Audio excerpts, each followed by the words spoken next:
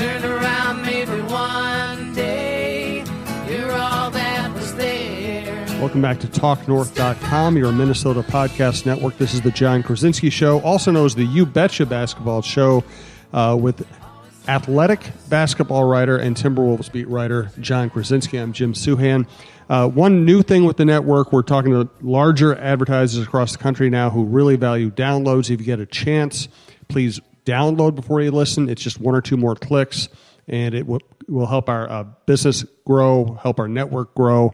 We appreciate the personal relationship we have with so many of our listeners. Do us that one favor. We'd appreciate it. Thanks to our long-term sponsors, TSR Injury Law, SodaStick.com, your local Minnesota and Minnesota sports apparel company, and Tony Hoaglund, your State Farm agent in Champlin. So much going on right now. Let's start with the NBA Finals. Let's talk a little bit about the social awareness being shown by the Lynx and NBA players at this point, and let's talk about whatever Wolves intrigue there is to have. But we are talking here on a Thursday morning, and Kevin Durant put on a show last night, and to me, the story was not that Kevin Durant put on a show. To me, the story was that Steph Curry could go 2 for 16 and his team could still win. Yeah, I mean, that's it. I mean, and that's the value and the luxury of going and getting Kevin Durant when they did. I mean, you look at, they won 73 games, 2 years ago, and were the defending champions, and they lost in the finals to LeBron. And so what they did was amazingly said that, we have 3 All-Stars, but we don't have enough. And to their credit, they didn't rest. They went out and did what they had to do to get the very best player that they could possibly get. And now it really has turned them into just a beast that you have to play perfect against to win. And that's what I think made the Rockets series so impressive. That team took the Warriors to 7 games, and if they had Chris Paul, they may have even won and beaten the Warriors. And so, but when you get into a series against a team that doesn't have near the talent, like Cleveland, who, you have James and Love and then a bunch of guys, and there's no possible way that they can do that. Klay Thompson wasn't very good either, and they still, because Durant was just unbelievable, that was enough for the Warriors. And so, this series is over. Obviously, it's 3-0. We'll see if it turns into a gentleman's sweep or not. But they are a machine that really I don't think we've ever seen. I mean, even going back to the Celtics and the Lakers in the 80s with all of their high-end talent, these are 4 All-Stars with another Finals MVP coming off the bench, and just all the firepower that they have. It's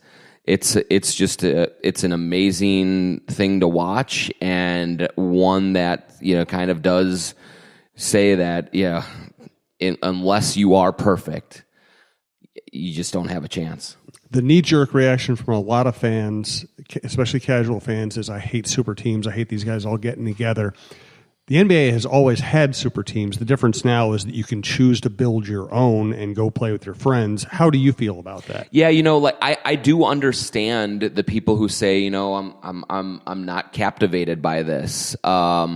I wish there was more parity. I wish there was more of a kind of sense of competition, I guess. And so I understand the problem right now with this finals. I do think that for the NBA business at large, it's a good thing because casual fans are drawn to super teams, and that's what every league, as they try to grow its base, is they're trying to captivate the guy, the mom or the dad or the kid who doesn't watch every single day and doesn't consume it no matter what. Those are the people that are tuning in right now, and the ratings are incredibly high. And so, from a business perspective, it is good business. It's good business for them across the globe because everyone wants to see these Warriors and see the unstoppable force that they are. But I do think that they need to be challenged in the finals. Like they were challenged against the Rockets. They were pushed, and that was really good to see. But when they get to this stage, this is the ultimate. They have to be. It has to make them look like they're working, and they have to. I mean, it has to go 6 or 7 games, and it hasn't didn't last year. It's not going to this year. So I understand fans around being disillusioned. I, for one, did not begrudge Kevin Durant for going to Golden State. That's his choice. He can do whatever he wants to do. But I also didn't like it. Like, I would have rather he went somewhere else, just as a fan of the game. I didn't like that move to go there. And this is his prerogative. He can do it. The Warriors did a great job of selling it. Who wouldn't want to join that team? It's a great organization to work for. The leadership there is so player friendly. Like, everything about it is great. But when I look at it, I just say, gosh, man, I wish KD would have went to Boston, or would have stayed in Oklahoma City, or would have gone to any other number of teams that were recruiting him and try to beat those Warriors. Like, that's what I wanted to see. And so, that's where I stood on it. And so I understand fans who are like, gosh, this kind of, this does kind of stink a little bit. I have to think that in the next year or two, things are going to happen to make it not as inevitable. But right now, I can understand the basketball purist who is a little bit worn out by these guys.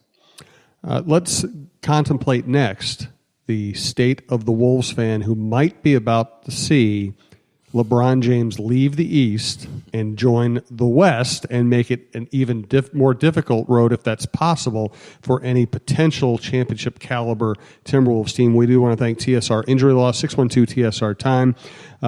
We've had Steve Terry on the show many times. You've seen his face all over town on the billboards. We know them, as people. We've been to their place. We've seen their mock trial room.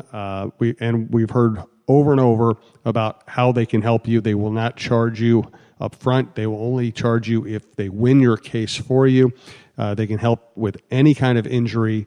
They can help with physical pain, medical bills, lost wages, mental scars, emotional turmoil. If you call them, you will be able to speak with a lawyer, and they guarantee they will treat you with respect, sensitivity, and professionalism that you would expect from an established law firm.